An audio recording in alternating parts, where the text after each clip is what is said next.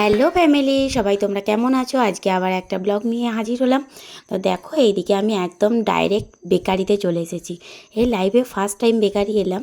তো দেখো, এখানে এসেছি একটা কারণে। এই দেখো, মানে তোমরা তো আগে অলরেডি বুঝেই গেছো কী কারণে। এটা হচ্ছে সারপ্রাইজ একটা গিফট। তো তোমাদের দাদাভাইয়ের জন্মদিন, সেই কারণে আমি ভাবলাম একটা ভালোভাবে সারপ্রাইজ বার্থডে উইশ করব।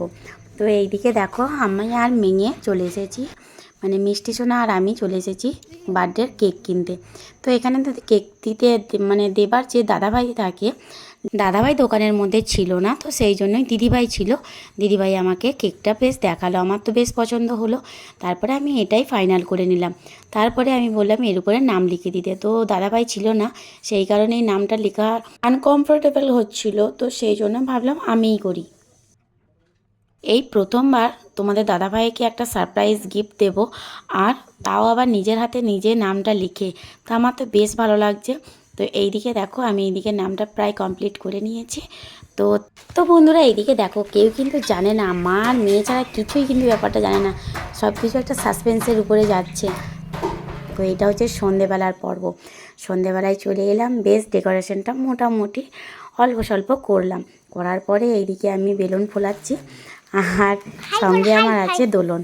দোলনও তো আমার সঙ্গে হেল্প করছে। আর মা এইদিকে ভিডিওটা কিন্তু মিষ্টি সোনা করে দিচ্ছে, দেখছে খাবারের আয়োজনটা মাই করছে। আর আমি এইদিকে বেশ এগুলো সব প্রায় করেই ফেললাম।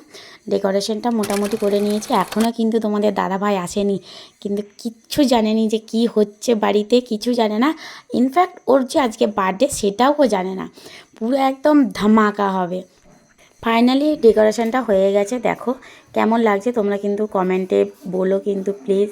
এই ফার্স্ট টাইম তোমাদের দাদাভাইয়ের জন্য করছি, আর সোনু তো অনেক হ্যাপি। সব মেনলি হচ্ছে আমার মেয়ের জন্য।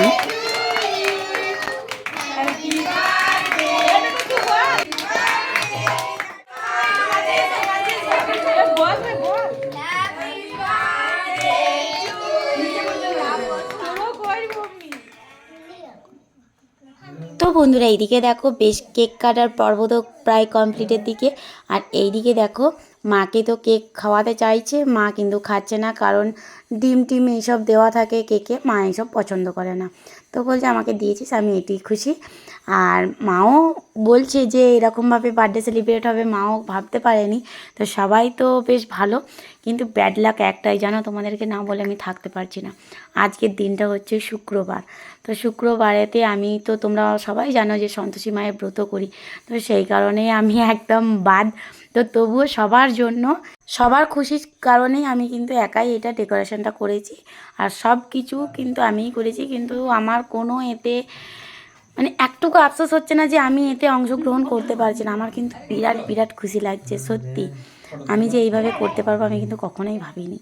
আর তোমাদের দাদাভাই তো মানে পুরো একদম সারপ্রাইজ, বাড়িতে এসে এতটাই শকড হয়ে গেছে, বলা নয় যে আমার জন্মদিন কেউ এইভাবে করছে।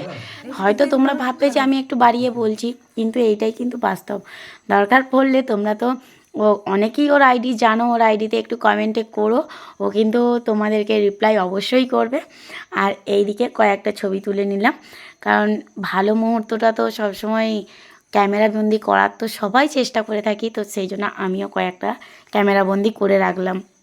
আর আমার মিষ্টিমাকে দেখেছো কতটা খুশি, এত খুশি এত খুশি।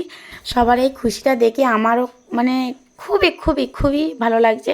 তার মধ্যে একটা হচ্ছে, দুটো খারাপ জিনিস, একটা হচ্ছে আমাদের বাবা আমাদের মাঝে নেই, আর দ্বিতীয়ত হচ্ছে আমাদের ভাই, মানে আমার যে দেওর, আমার ভাই কিন্তু আমাদের মধ্যে নেই, কারণ ও হচ্ছে বাইরে থাকে, বাইরে কাজ করে, তো সেইখানে রয়েছে। আর সবসময় তো ছোটোখাটো ব্যাপারে ছুটি তো নেওয়া যাবে না, সেই জন্যই আসতে পারেনি। আমি আবারও একটা কথা বলছি, সবার খুশিতেই আমার খুশি। তো দেখো, ভিডিওটা ভালো লাগলে অবশ্যই লাইক করো, কমেন্ট করো, শেয়ার করো, আর বেশি বেশি করে সাপোর্ট করো। আজকের মতো টাটা।